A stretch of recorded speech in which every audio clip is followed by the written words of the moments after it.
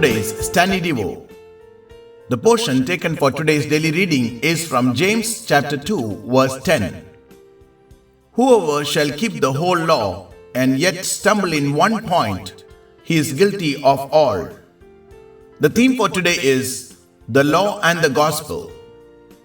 The moral law does not consider our weaknesses as human beings.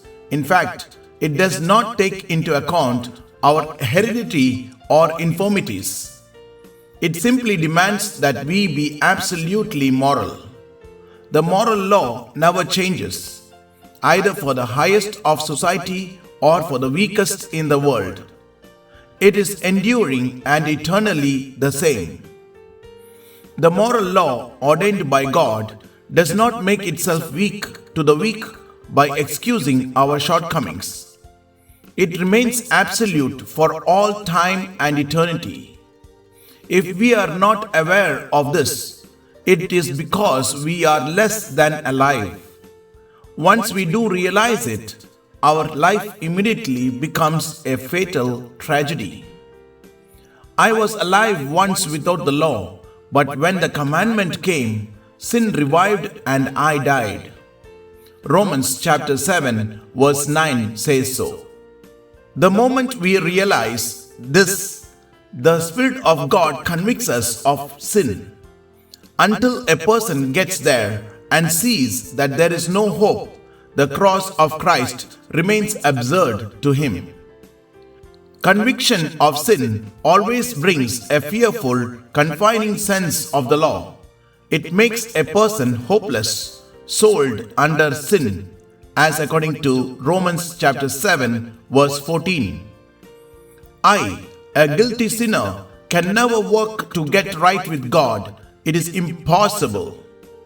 There is only one way by which I can get right with God, and that is through the death of Jesus Christ. I must get rid of the underlying idea that I can ever be right with God because of my obedience. Who of us could ever obey God to absolute perfection? We only begin to realize the power of the moral law once we see that it comes from a condition and a promise. But God never coerces us. Sometimes we wish He would make us to be obedient, and at other times we wish He would leave us alone. Whenever God's will is in complete control, He removes all pressure. And when we deliberately choose to obey Him, He will reach to the remotest star, to the ends of the earth, to assist us with all of His almighty power.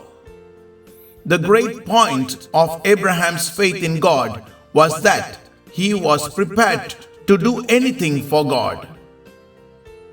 May God bless you with this word today. Have a great day. Amen.